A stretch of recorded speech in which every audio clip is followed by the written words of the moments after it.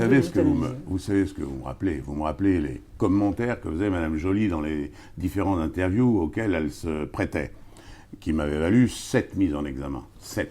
Ouais, là, j'en ai qu'une. Mais Mme Joly était juge d'instruction. 7. Là, vous êtes en train de me dire que les juges d'instruction pensent. Donc, je me permets de dire, Mme Joly pensait aussi suffisamment grave pour me piquer le matin à 7 heures avec les menottes de m'emmener pour que ça aboutisse 6 ans après ou 8 ans après à 6 non-lieux et 1 relax. Et ça se finira pareil avec les juges actuels. Donc, si M. Sarkozy avait eu envie de faire un arbitrage, lui, c'est-à-dire si ça avait été sa volonté de l'opérer, alors, numéro 1, il n'y aurait aucun des 3 arbitres-là qui aurait été désigné. Aucun.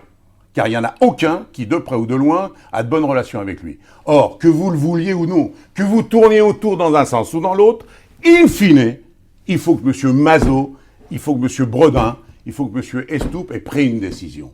Donc, M. Sarkozy, par rapport à la décision, rien. Numéro 2. Depuis quand M. Sarkozy organise des réunions à Bercy avec les conseillers, avec le secrétaire général de l'Élysée, pour savoir ce qu'il va faire? Mais vous ne connaissez pas. Il prend même pas le soin d'en parler à son Premier ministre quand il a un truc très important. Donc si sa volonté avait été effectivement de prendre les choses en main, à ce moment-là, il m'aurait demandé de lui en parler. Et je peux vous dire que l'arbitrage, il n'aurait pas été fait de cette façon. Je vais terminer. Il aurait été fait comment? Avec des gens qui connaissent bien, qui maîtrisent.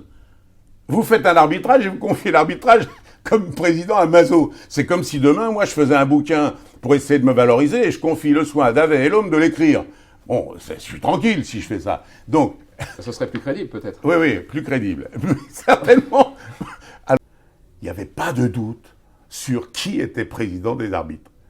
Et s'il y avait un qui paraissait avoir une influence, c'était Bredin, c'était pas Estoupe. Si vous connaissiez Estoupe, vous verriez que ce n'est pas le charisme d'Estoupe qui pouvait faire chanceler la conviction de M. Mazot, qui était lucide sur le fait qu'il est l'ancien président du Conseil constitutionnel. Il est un des ennemis affichés de M. Sarkozy et il prend tapis pour un voyou. Est-ce que ça vous suffit pour penser que lui, il est prêt à foutre tout ça à la poubelle pour me faire plaisir? Mais enfin, comment vous pouvez penser ça?